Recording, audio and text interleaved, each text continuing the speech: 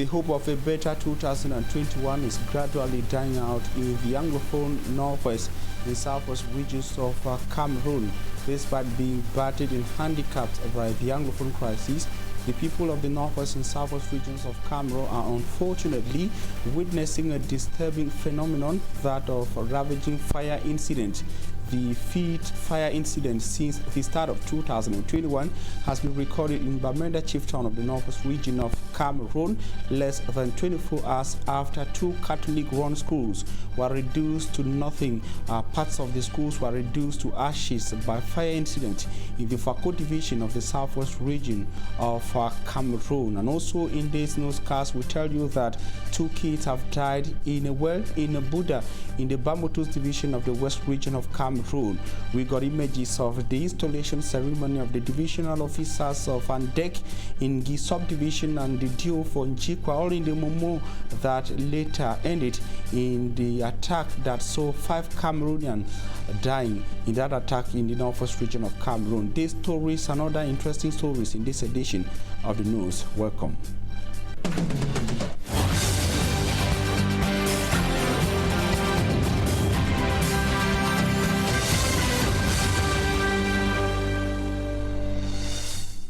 We begin with an unfortunate fire incident in Bermuda. The fifth so far since the start of 2021. We are 7 days into the new year, but 5 fire incidents so far have already been recorded in Bermuda in the Northwest region of Cameroon. Disturbing fire incidents are counting enormous material damages.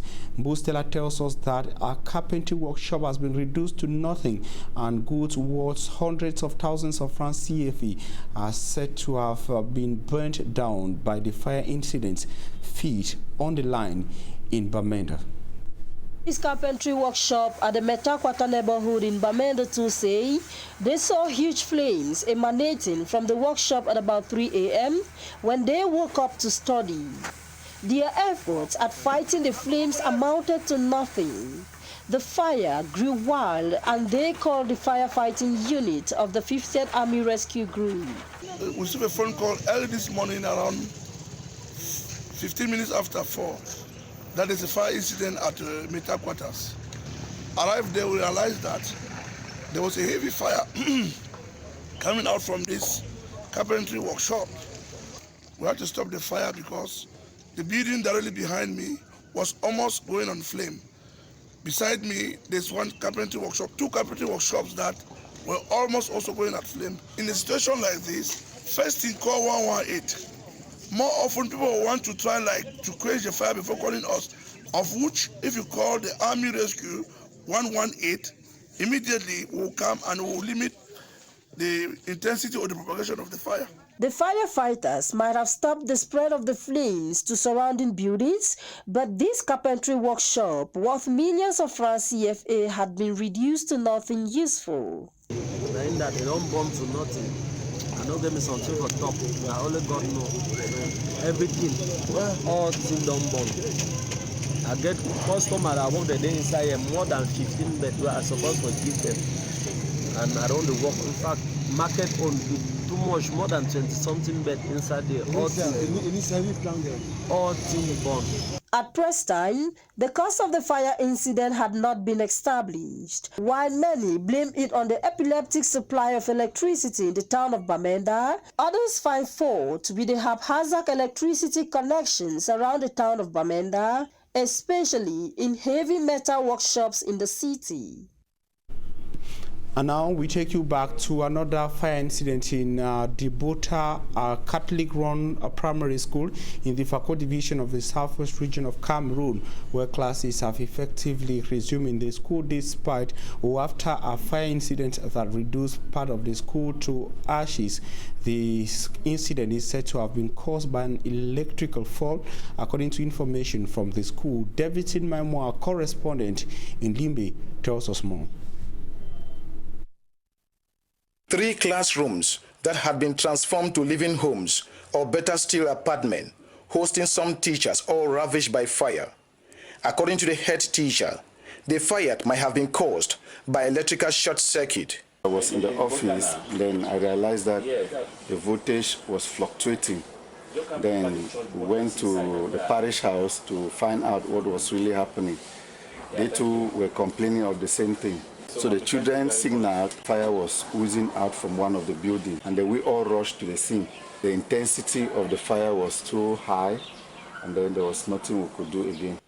He explains the ongoing Anglophone crisis is a reason of the 3 classrooms transformed to living homes. A lot of crisis and salary situations to thought that them staying afar and renting to pay the bills too will be very difficult. Being closer to the school environment, I mean the access and the security situation too will really be beefed up.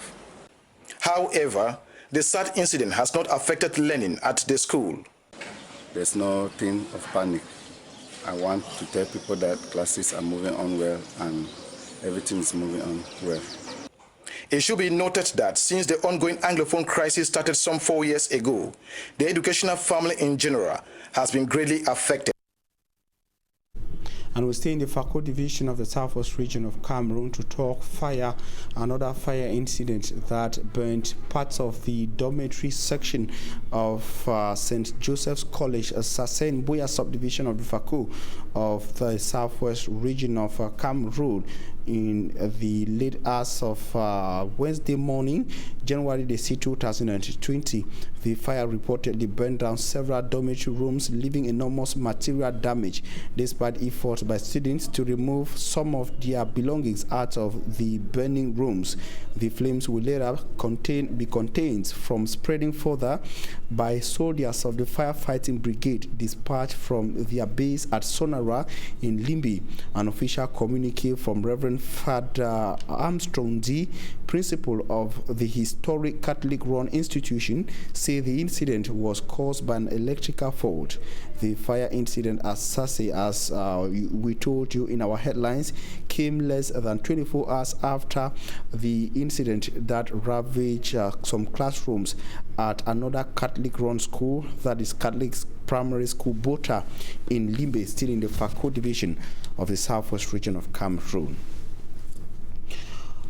Administrative officials of the Southwest region are angry that school boycotts, insecurity confrontations are stubborn to leave Funguti, a subdivision in the Kupem-Maningoba division of the Southwest region of Cameroon.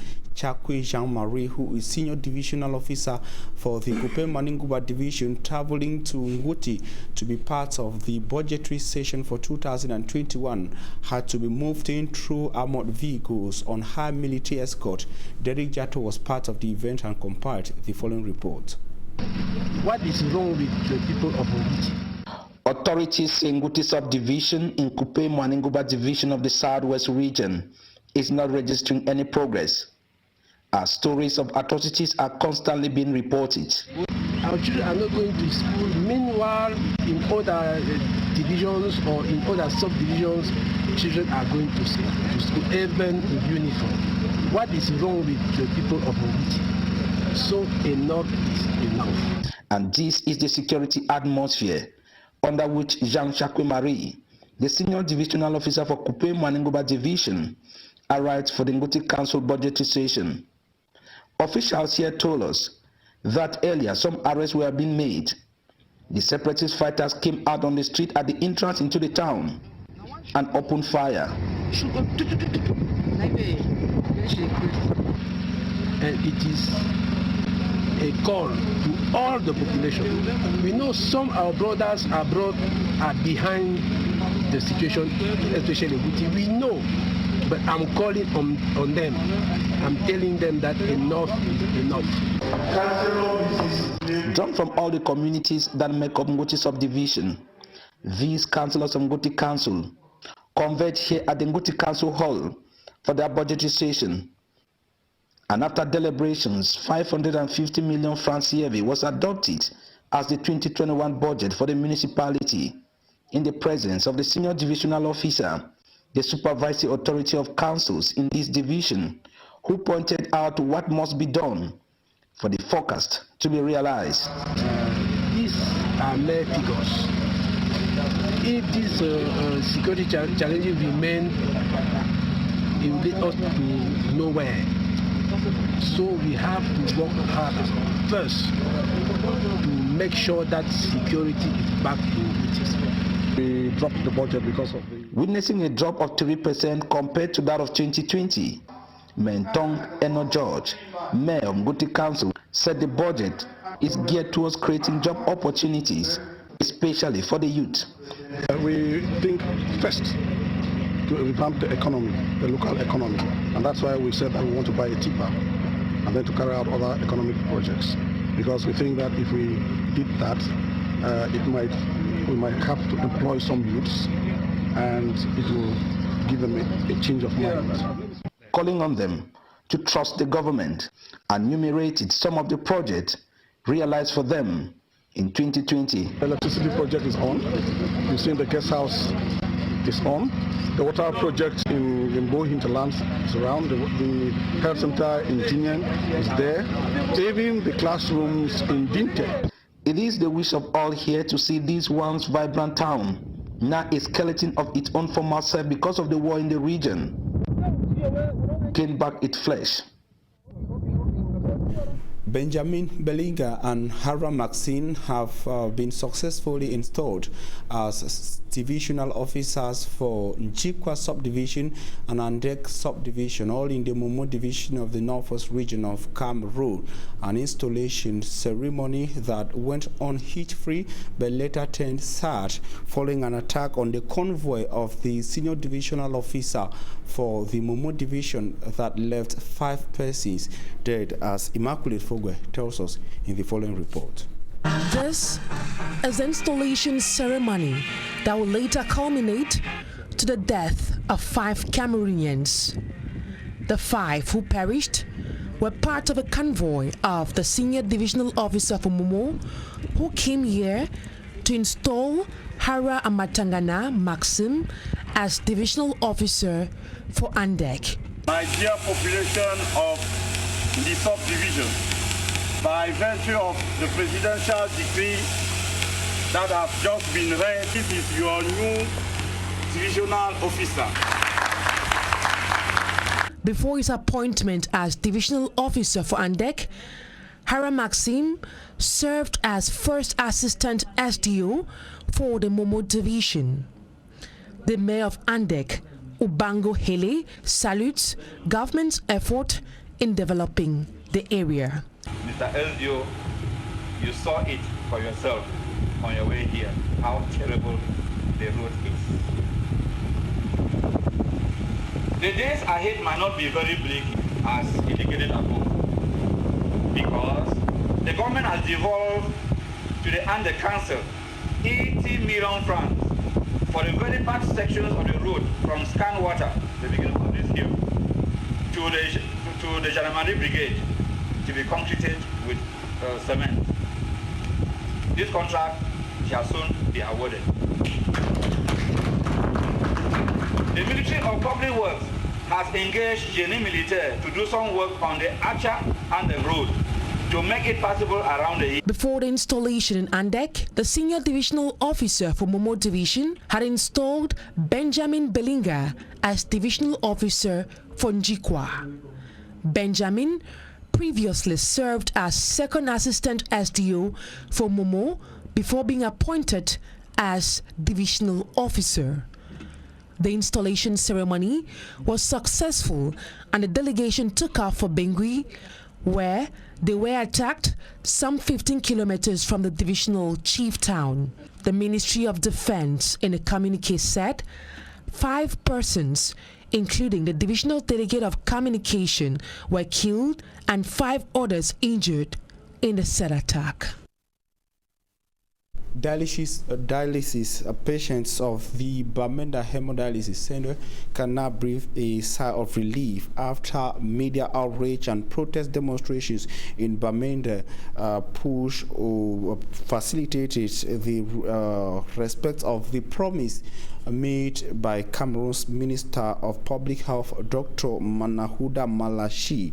The promise that saw the arrival in Bermuda of the 8 generators at the Bermuda Hemodialysis Center. Patients in Bermuda who spoke to our correspondent Mbu Stella on their part challenged public officials in Cameroon not to wait for protests and public outcry before acting. Details in her report.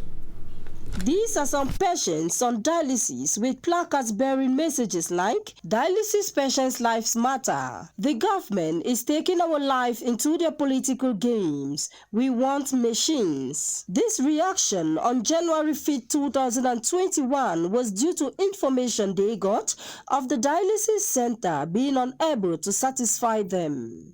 Their protests attracted reactions, among them that of the Minister of Public Health. As promised, 8 dialysis machines alongside some reagents have been received at the Hemodialysis Center in Bermuda. We today received a number of hemodialysis equipment in our hemodialysis center here in Bermuda, and more precisely, we received 8 dialysis machines, we received 8 beds, we also had a number of concentrated acid, and then we had normal saline. In the past, patients on dialysis have made their voices heard through protest, a phenomenon they wish it ends now. I wish one of the machines could be used to measure happiness. You would be able to appreciate how I feel. But in fact, we decry poor planning, because that's part of bad governance too. When you cannot foresee that a machine today, installed today, have a lifespan, because these machines we should know from today when they install them, when they will be expired, and then act accordingly. Government does not need to wait for us to go to the street before something should be done. According to Dr. Kingsley Cheson, Regional Delegate of Public Health Northwest, the reagents that accompany the dialysis machines will serve the 55 patients registered in Bermuda for a period of 9 months. This is indeed a relief to patients and their carers, some of whom lack the means to move to other regions and have their dialysis sessions. And it is a sad story in Buda, in the Bambutus division of the West region of Cameroon, precisely in a village known as Babeto village, where 2 kids are said to have died in a well, as Simat Njikangebe tells us in the following report. It was a black day in Babete village of Mbuda in Bambutus, West region of Cameroon. This unsecured well has taken away the lives of 2 kids. Njukem Akanj, 2 years, 3 months old, and Abdul Ibrahim, 3 years, 7 months old.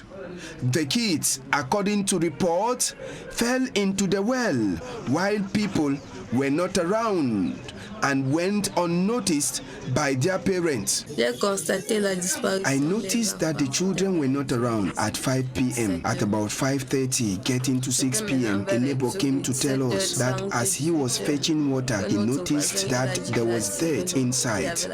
So we decided to get into the well to check. As we got inside the well, we discovered the pair of shoes of one of the kids. It was after a thorough search that they were discovered in the well, but the owner of the well says the incident occurred when he was not around. I went behind to fetch water. That was where I discovered the bucket suspended and the rope inside the well. J'ai vu un peu de machin là. J'ai directement pensé à mes 2 filles. Immediately I thought about my 2 daughters. So I asked from the elder brother, who told me they were outside playing, and when I saw them, I was relaxed. Où sont les enfants? Cherchez-les. Ils ont dit que non, on les a vus là-bas. Et en disant que je regardais la route, j'allais. So I concluded that they were the ones who threw the rope inside the water. When their mom came, I asked if she threw the rope inside the well. She said no. Qui ont pris le seau pour jeter. C'est quand leur maman rentre, je lui demande, vous avez, en partant, vous avez jeté le seau dans le puits. C'est le puits suspendu dessus le puits. Là, elle a dit non. After the bodies of the two kids were retrieved from the well, in the watchful eyes of elements of the Gendarmerie of Mbuda, the bodies were taken directly to the mortuary of the Mbuda District Hospital. Security elements have opened investigation while the well in question has been covered. Meantime, riot between police and commercial motorbike riders in the Bolova chief town of the south region of Cameroon has left some persons severely wounded. This mix-up came as a result of a fight between a presumed motorbike bandit and a commercial motorbike rider, as Charles Equinoxe tells us in the following report. It was a tussle between the police force and bike riders in Ebolova, south region of Cameroon. It all began when a presumed bike thief was apprehended by the bike owner who claims he caught the man stealing his bike. Il a alors pris la moto pour démarrer partir. Quand il a démarré pour vouloir partir, j'ai soulevé le derrière de la moto. Il est allé tomber et s'est relevé encore à nouveau. He kick-started the motorbike and wanted to run away. That's when I gripped the bike from the back and it resulted to a fight whereby he beat my ears. But I kept on struggling with him until we fell into a gutter.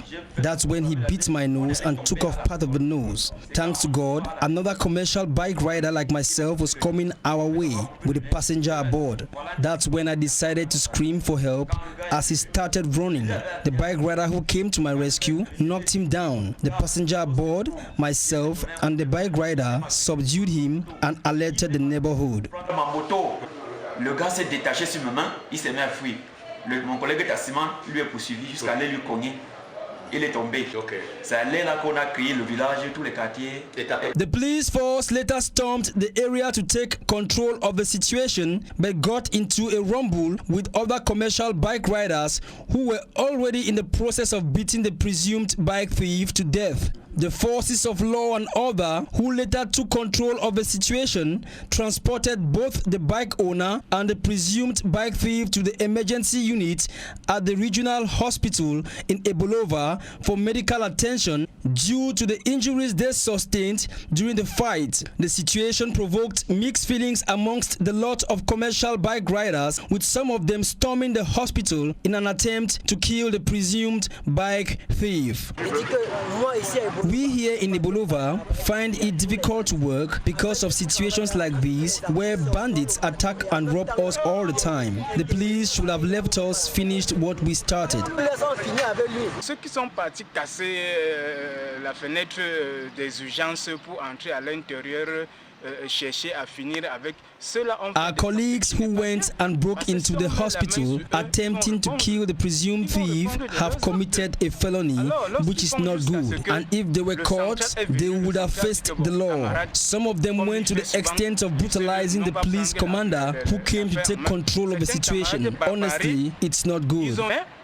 Lorsqu'ils arrivent juste à ce qu'ils brutalisent le patron de la police, franchement, ce n'est pas bien. For now, investigations have been opened by the police in Ebolova to elucidate this affair. Meantime, the presumed thief and bike owner are still receiving medical attention at the regional hospital. Inhabitants of Lindi, a neighborhood in the Douala 5 subdivision, are asking municipal officials of the Douala 5 Council to respect campaign promises by grading the road leading to Lindi, provide a portable drinking water and electricity in their neighborhood. Some of their worries were expressed to our reporter, Innocent Aze, who traveled to Lindi. Lendi, one of the neighborhoods in Douala where accessibility is cumbersome. This is due to rugged roads whose tar has disappeared over time. Today, the roads have once again gone seasonal with dust, now threatening lives of inhabitants with airborne diseases. J'entendais parler de lundi sans toutefois savoir le tracasser. From the entrance or roundabout, the road leading into this quarter is impassable. Ça me surprend. Je ne sais pas si vous voyez un quartier résidentiel qui existe ici par rapport à l'état des routes. On n'a pas vraiment de route ici à lundi. Donc, ce qui fait que nous qui sommes ici dans les chantiers, on ne parvient pas à accéder avec des camions ni des tricycles même pour venir déposer le matériel, que ce soit le ciment, le fer et autres choses. Nous avons trop de problèmes surtout en... In the rainy season, circulation is impossible. Children suffer getting to school. Arrive à l'école.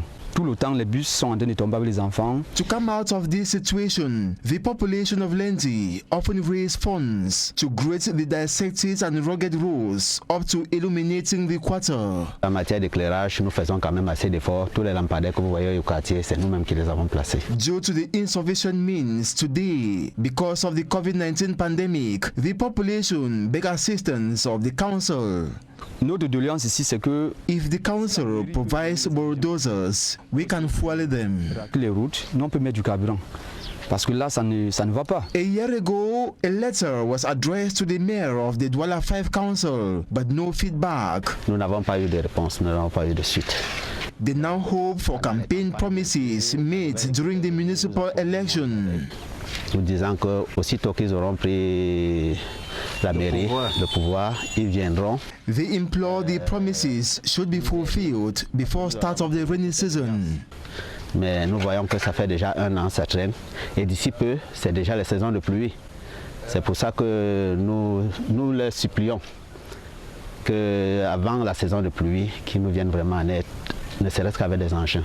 Le reste, nous allons nous en occuper. Contacting the Douala 5 Council, the authorities explained on phone that a rehabilitation plan has been previewed for the year 2021 that will resolve the roads and other problems tabled by the populace.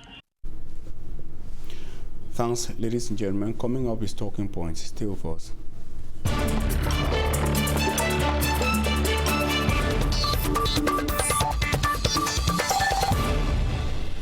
Thanks for joining us on Talking Points. We are receiving Apostle Ambe Valentine, our political analyst, and a clergy, Apostle Ambe Valentine. Thanks for accepting our invitation.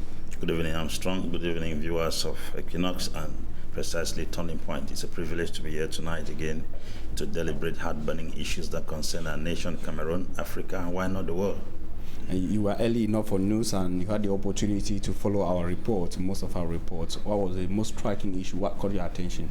Is the last page of the news concerning the area around Lindi.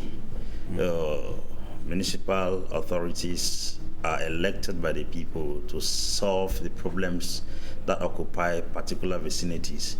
If individuals have been crying sins in the past regime of that particular locality for the roads to be amended or properly constructed, I think the municipal authorities in that environment should look into the case of the poor in Lindi and try to give them accessible roads to their various environment. Funny enough is that there are very good houses in that quarter, but unfortunately the road leading to the place is not good. I wonder the individuals who are living there, they got money to construct good houses, but they weren't able to construct the road leading to their house. So it's very amazing. Apart from a moral obligation, what other thing holds politicians responsible or ties them to the necessity of respecting campaign promises? One of the things that we ask politicians or expect from politicians is that they have to keep respecting their manifesto. The deception they bring most of the times to convince people and to hoodwink people to vote for them while they cannot respond to their manifesto is a disgrace to the political atmosphere of Cameroon. And that is the same manipulation that most mayors, parliamentarians do as far as their constituency are concerned. They do a kind of politics whereby they dribble the people to vote for them and then they are kept aside or abandoned at the end. Meanwhile, grants are being given to them to carry out activities like small micro grants given to them to develop their communities, but they sit on such budget and the people are nowhere to be found. Funny thing is that they still come next time again with another manipulative statement and the people are still carried again, swept and brought into such manipulations, and then unfortunately at the end the people are still kept aloof. So I think that those who are voting people in power should start to look at what the man has accomplished first before thinking of voting the person again. That's why I once said that those who are supposed to be voted in power is not those who speak good English, but those who have been able to take something from a micro to a macro level. Maybe a business, an agricultural farm, an enterprise, or an institution, or probably an educational sector. You took it from crash and you raised it to a certain standard. If you are able to carry out leadership capacity in such minute level, it means when you are entrusted with a huge responsibility, the same skill you use at the micro level, you can see apply it at the macro level and create impact. That's leadership. Unfortunately, we see people who come up from nowhere and only construct good grammar like you put it there, and they begin to learn while in office. And of course, past the whole mandate, probably 5 years or so, their mandate learning. They're getting experts when they are already past gone their mandate. Their mandate, yes. It's so frustrating because sometimes people have been hypnotized with the fact that if somebody can constructively put sentences in grammar effectively, the person is intelligent. That's a big lie. English is a borrowed language.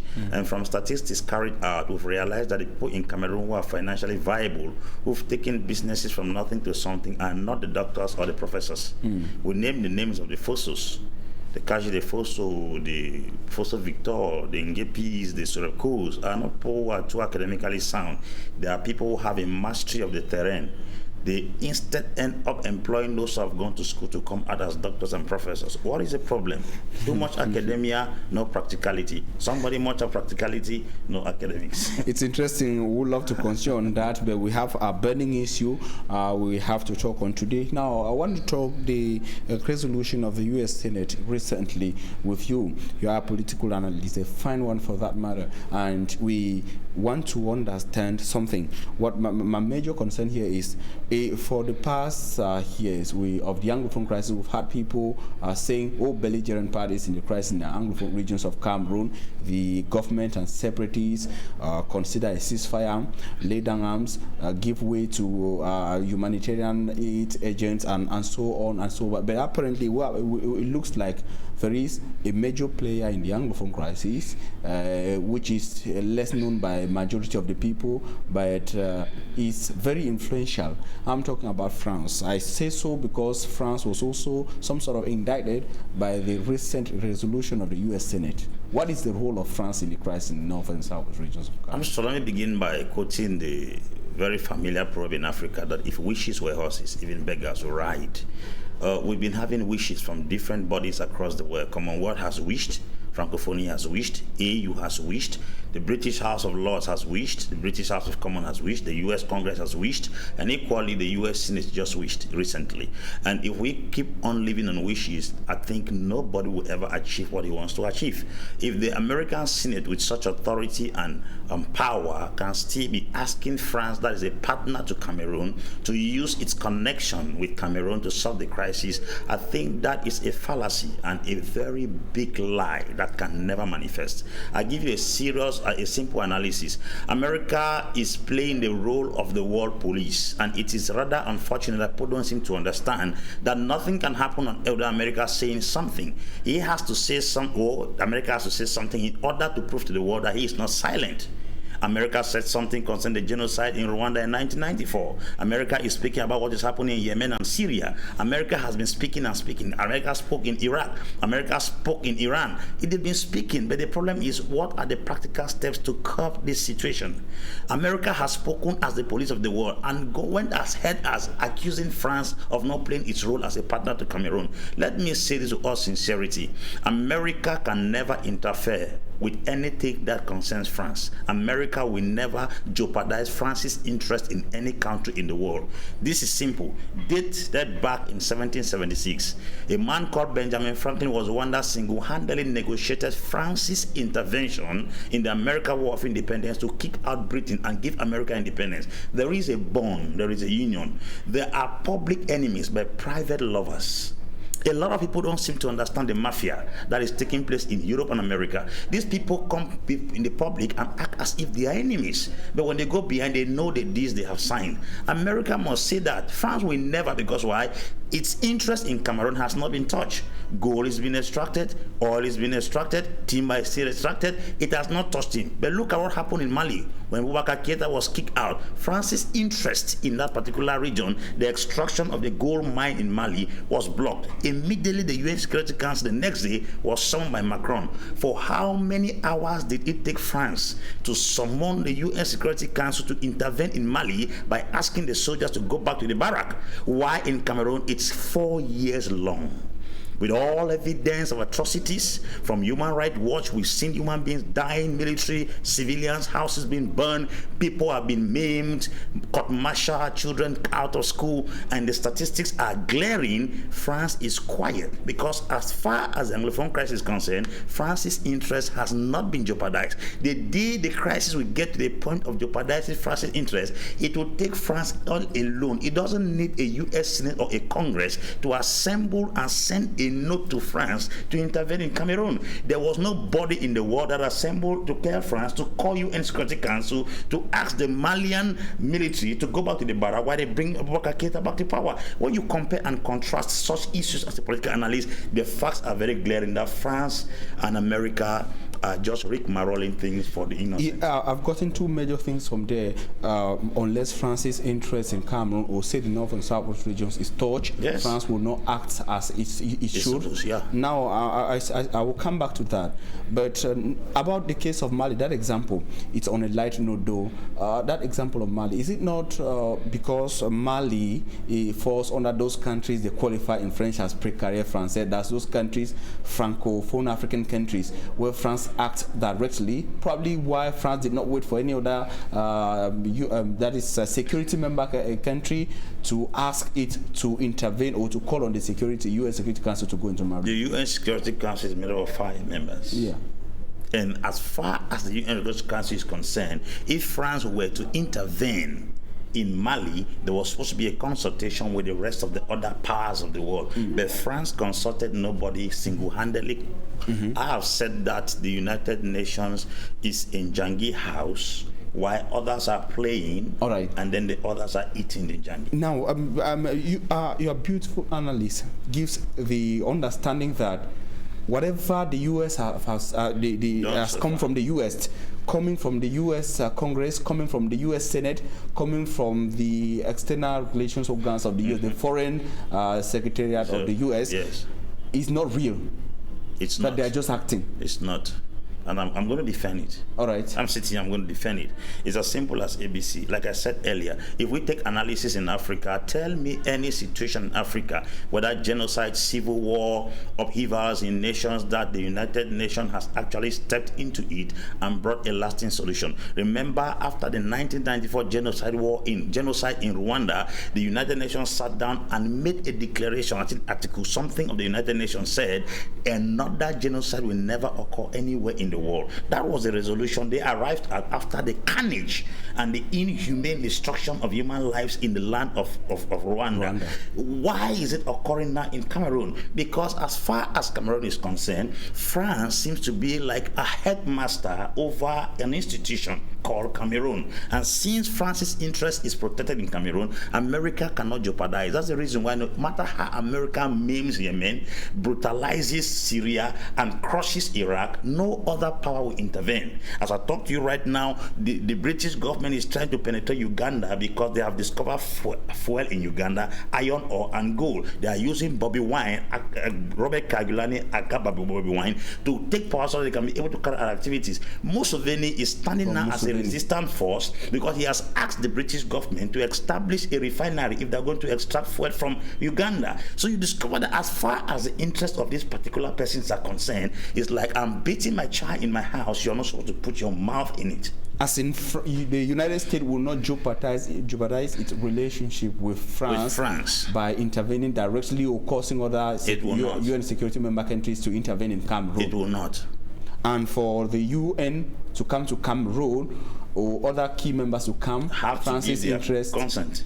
They have to give their consent. The consent of for France. UN intervention. Look at what happened to Omar el-Bashir, because Omar el-Bashir was resistant to the imperialists. Okay, where does the solution to the crisis now lies? The solution to the crisis falls back to the Cameroonians, the elites of Cameroon. And I'll give you analysis. When Yahya Jammeh became a serious dictator in the land of Gambia, it took the effort of Adama Barrow, a young man that rose up in the political class, challenged the status quo, and then with the help of the ECOWAS, if we had a good bloc like Senghor, because Senghor was asked to intervene, AU was asked to intervene, US Security was asked to intervene, as well as France was asked to intervene in the Cameroonian case. But you see, all the members of Senghor are guilty of one crime or the other. You can't have a peg in your eye and you want to remove lock from your neighbor's eye. Is it David that just pop here? Is you Ali Bongo Ndimba? They are all guilty of one crime or the other. And the criminal will never be bold enough to point another criminal's crime. So you get down now, you understand that. You go to Rwanda after serious genocide, people dying there. It was Paul Kagame that rose up in the land of Rwanda and solved the crisis. All these bodies were existing. La Francophonie was there, Commonwealth was there, AU was there, UN was there, European Union was there. Where were they? Nobody. In 1993 in Burundi, there was a civil war. Pierre Nkurunziza and Evariste Ndayishimiye, they fought against this person in power who was there. Sorry, I'll get to the name. They fought till 2005. That was the power stop the situation there. Okay. So you realize that if you go around Africa, everybody is fighting. Mali has taken power now because why? The military rose up. Yes, to take power from the president. It wasn't the international community. So where has the international community intervened in Africa? Thanks very much. An interesting analysis there from political analyst Apostle Ambe Valentine. We hope to have you again. You know, we got up by time, but it's interesting. We hope our people got it. And ladies and gentlemen, thanks for your keen attention. Still with Equinoxe Television.